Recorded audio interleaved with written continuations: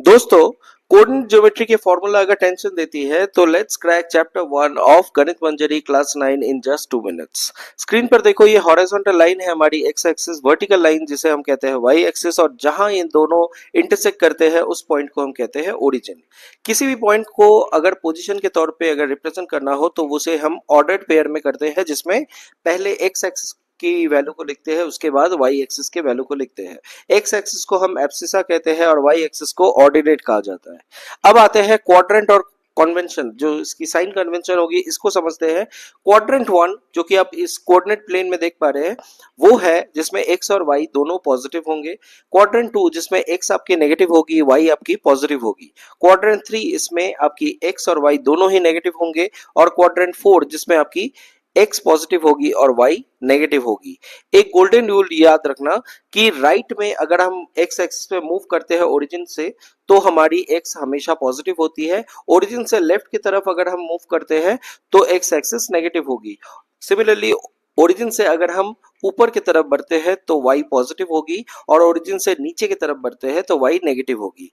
जैसे एग्जांपल के तौर पर यहाँ पर देख पा रहे हैं -4 और -1, इस प्लॉट को अगर इस पॉइंट को अगर हमें प्लॉट करना है तो -4 का मतलब है 0 से लेफ्ट की तरफ बढ़ेंगे -4 यूनिट तो हमें -4 मिलेगी, और वहां से स्टेप डाउन अगर हम करते हैं 1 यूनिट की तो हमें -1 मिलेगी। यही हमारा -4 और -1 है।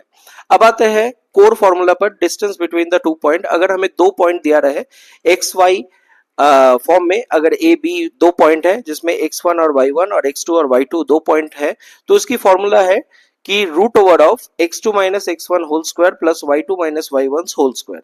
अब इसी फॉर्मूला में अगर आप कोई भी दो पॉइंट को पुट करते हैं x1 y1 और x2 y2, बस इसे याद रखिए x2 के साथ x1 और y2 के साथ y1, मतलब एब्सिसा की ऑर्डिनेट, एब्सिसा की स्क्वायर प्लस ऑर्डिनेट की स्क्वायर अगर आप करते हैं आपको डिस्टेंस मिल जाएगी।